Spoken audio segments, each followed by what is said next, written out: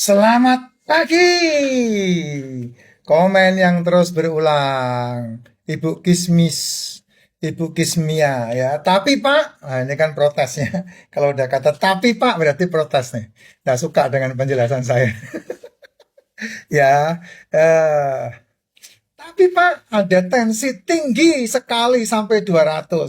Ya tensi 200, tensi 300, lebih ada yang 230-an juga itu cukup pola gitu kah Pak Jes?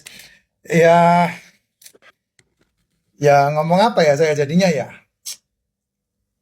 Kalau kamu konsultasinya ke orang lain, kamu pasti yang dipermasalahkan adalah tensimu. Kamu akan dikasih obat turun tensi. Gitu. Itu tidak menjawab. Itu tidak menjawab. Nanti ujung-ujungnya, nanti yang dikambing hitamkan adalah kolesterolnya. Permasalahannya bukan di kolesterol. Permasalahannya adalah di penyumbatan pembuluh darahmu. Penyumbatan itu bukan kolesterol. Penyumbatan itu adalah gula. Gula yang menyumbat, bukan kolesterol. Kolesterol itu dialirkan oleh liver melalui LDL, dibawa keluar dari liver menuju ke otak. Otak ambil 25-30%. Lalu dikirim ke seluruh tubuh. Tubuhmu itu 65 triliun sel isinya. HDL nyapu, membersihkan sisa-sisa kolesterol tadi dan dibawa ke liver lagi. Limbah dari liver itu namanya trigliserid. Ya, ketika ginjal butuh oksigen, ginjal butuh air, maka dia perintahkan otak untuk memompa kebutuhan ginjal. Nah, tensi pasti naik. Ketika otak butuh oksigen, maka pompa lagi jantung. Nah, tensi naik gitu. Kamu kalau mau tahu tensi tubuhmu itu ya kayak kamu punya selang yang kamu sambungkan ke keran air. Selama kamu buka keran airnya tinggi dan kemudian selangnya tidak ada penyumbatan, maka ngalirnya lancar. Tapi begitu ujungnya kamu pencet, maka dia akan lari kencang dia karena tekanannya tinggi.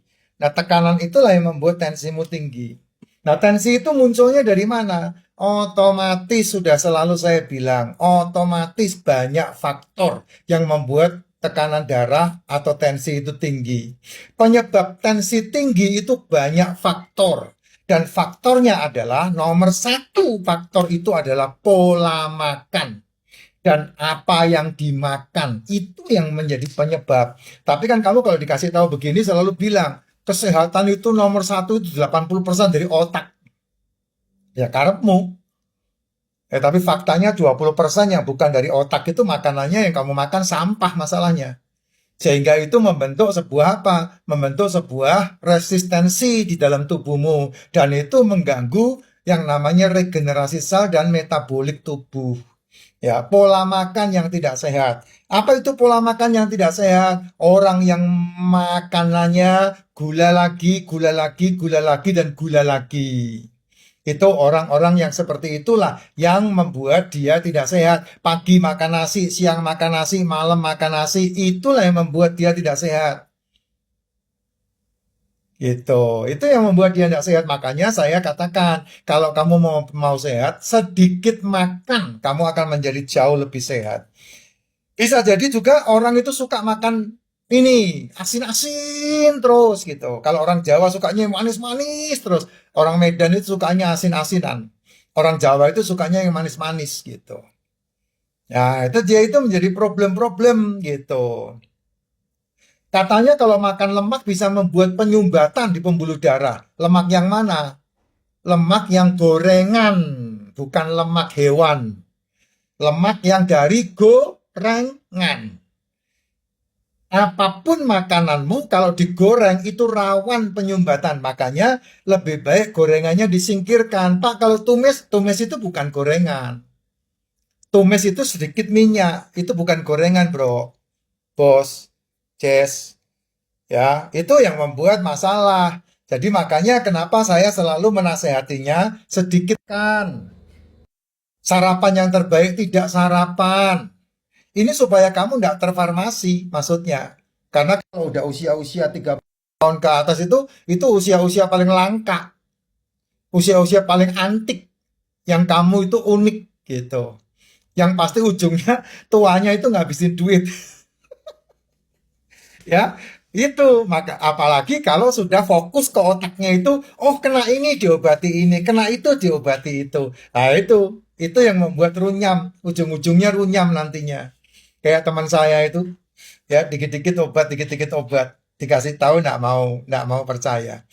Yang kedua penyebabnya ini masalah beginian ini ya penyumbatan-penyumbatan. Ada diabetes di dalam tubuh, gula lagi ya. Kamu memformin bukan mengatur makanmu. Kamu memformin bukan mengurangi makanmu. Gitu sehingga terjadilah yang namanya resistensi insulin, sindrom metabolik yang sangat parah ini sehingga mengganggu masalah-masalah yang berhubungan dengan supply oksigen maupun air ke ginjal, ke otak, ke jantung, itu semuanya bermasalah di situ. Ya, sehingga insulin tinggi membuat ginjal menahan garam. Nah, itu yang terjadi kan seperti itu, kakinya bengkak gitu. Nah, ini kan orang-orang yang punya gula darah itu di atas 150 yang disebut sudah prediabetes. Ya, prediabetes atau HbA1c di atas 5 sampai 6. Oh, udah ngeri sekali itu kalau begitu ya. Dan yang kedua, yang ketiga, orang-orang yang mengalami stres kronik.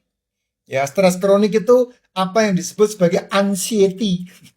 Kamu punya anxiety itu stres kronik gitu. Nah, ini stres ini kan hormon hormon kortisol ya. Hormon kortisol dan adrenalin yang naik. Kapan itu? Ya itu ketika jantung mau. Nah, di situ pembuluh darah pasti menyempit. Gitu. Kalau itu terus-terusan, ya kamu akan kena yang namanya penyumbitin ini dan kemudian itu tensinya jos gitu ya, bukan tensinya yang diurusin, bukan tensinya tapi mulutnya yang diurusin, itu caranya. Jadi ada dua macam yang kamu harus perhatikan, kamu mau di farmasi atau kamu mau diperbaiki. Kalau kamu mau di farmasi ya silakan, ininya aja diobati, nanti akan organ satu diobati, organ yang lain kena. Ada dua obat kena, organ yang kedua diobati, organ yang ketiga kena. Itu nanti akan seperti itu. Ujung-ujungnya akan seperti itu. Ya, itu. Nah, yang selanjutnya nih, ini yang paling sering terjadi. Apa itu? Faktor obesi. Obesi sama sitas. Itu orang-orang seperti ini pasti tensinya tinggi. Ya, kenapa? Ya karena ambekan aja ngos-ngosan, ambekan aja udah susah ya. Ini kenapa? Karena gula berlebih di dalam tubuh. Ya, gula itu kan tidak ada gudangnya. Nah, gula di dalam tubuh itu jadinya lemak tubuh. Itu adalah cadangan energi. Nah, itu yang menyumbat. Itu yang menekan pembuluh darah. Sehingga itu menghalangi jantung bekerja lebih, itu akan membuat jantung bekerja lebih keras lagi. Nah, terserah. Sekarang kamu mau seperti apa? Kalau kamu tunggu saran saya, ya saran saya paling gampang adalah minum racikan vaksin, bangun tidur, saya tetap minum. Tuh, udah bening. Hmm. Minum racikan vaksin, satu saset bisa diseduh 3 sampai 5 kali sehari. Seduh sampai bening pun enggak apa-apa, karena satu hari kamu butuh air minimal 8 sampai 15 gelas satu hari ya. Kalau berat badan 50-60 butuh 8 gelas, kalau berat badan 70-80 butuh 12 gelas. Lebih dari 80 kilo mau enggak mau kamu butuh sekitar 15 gelas air ya, air. Nah, saya sarankan minum racikan. Kenapa? Supaya selmu sehat, sel tubuhmu sehat. Nah, terus tidak sarapan. Kenapa tidak sarapan? Supaya tenaganya ngambil dari yang di tubuhmu, nggak ngambil dari yang kamu makan. Sehingga lama-kelamaan dalam kurun waktu tertentu, ini lemak di tubuh hilang. Berat badannya turun, hilang. Jadi KU-ku RUS gitu.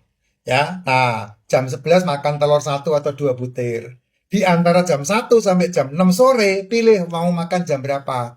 Jam 4 boleh, jam 5 boleh, jam 6 boleh. Mau jam berapa makannya. Yang dimakan telur, ikan, daging, dan seafood. Ini yang dimasak sudah ada unsur karbonya. Jadi nggak perlu makan pakai nasi. Nggak perlu makan ada tepungnya, ada gulanya, ada manisannya, ada cemilannya, ada kuenya, ada jajanannya, ada gorengannya, udah nggak perlu lagi. Gitu. Nah, malam harinya jam 7 sampai besok lagi jam 11 tidak makan. Tidak makan bukan berarti tidak minum. Minum silakan, lambungmu hanya butuh kamu minum. Dan terbaik adalah minumnya racikan Mak Cinta, udah ditambahin lagi nih.